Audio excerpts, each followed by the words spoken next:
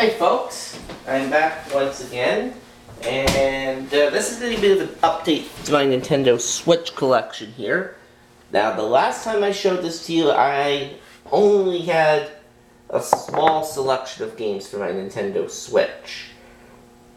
Well, my collection of Switch games has expanded considerably since then.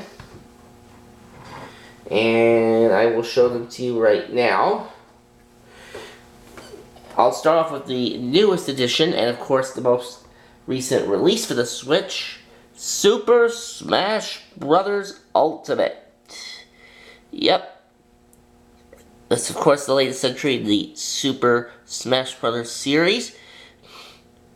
And of course a lot of the characters are here. Pikachu, Yoshi, Mario, Ness, the whole kit and caboodle. A bit disappointed though that Waluigi is not in this game. A bit disappointed about that. Well, technically he is, but only as a trophy. Come on, Nintendo, you can do a lot better than that. Alright. Next we have Gear Club Unlimited. This is a racing game, and of course, you folks know that I like racing games. It's not bad. Although it can't stop Need for Speed. In fact, between this and Need for Speed, I think Need for Speed's probably the better game. But this one's pretty decent, too. And then, of course, we have its sequel, Gear Club Unlimited 2, which I have not played yet, but it's pretty much the same as the first Gear Club Unlimited. But I think there's more cars and more tracks available. Okay, next up we've got Nickelodeon Kart Racers here. Oh boy. I don't know what to say about this one. I mean, it is a racing game, and like I just said, I do enjoy racing games. But, well, it's basically just another Mario Kart clone, but with Nickelodeon characters. You've got SpongeBob, the Rugrats, and of course the Ninja Turtles among the characters you can play as in this game. It's alright, I guess. Then of course, we've got Super Mario Party, which of course is the latest addition to the Mario Party series. This came out a couple of months ago, and I've definitely enjoyed this. I gotta get back to playing this at some point. I mean, a lot of my gaming time on the Switch lately has been going to Pokemon Let's Go. Speaking of Pokemon Let's Go, I've got here Pokemon Let's Go Pikachu and Pokemon Let's Go Eevee. The Pikachu version I picked up the day that these games came out, and then I picked up the Eevee version the day that the latest movie came out. And they're pretty good games. It's essentially an enhanced remake of Pokemon Yellow, and they're a lot of fun to play, in my opinion.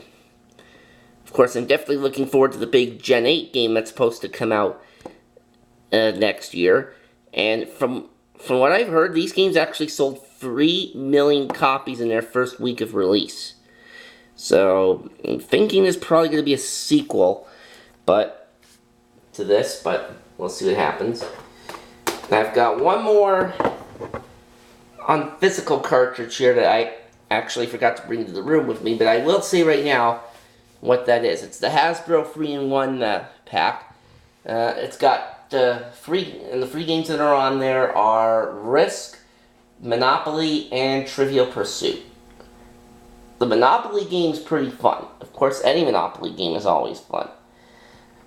Risk, no comment on that. I mean, nobody really even plays Risk anymore. I mean, it wasn't really a game that I was into. I know my brother used to be into it, but I'm not really into that. And then the other game that's on there is Trivial Pursuit Live. Now that one's a lot of fun. A lot of trivia in that game. A lot of trivia questions, so it's definitely a lot of fun to play. Particularly if you've got more than one person with you. It's basically the same general idea as regular Trivial Pursuit,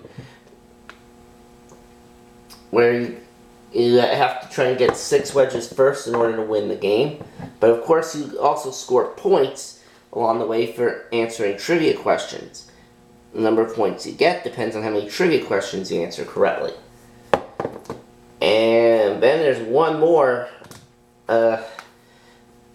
edition of the Switch, and you've seen this game on my channel a few times already, but it is Wheel of Fortune, which of course is a straight port from the PS4 and Xbox One.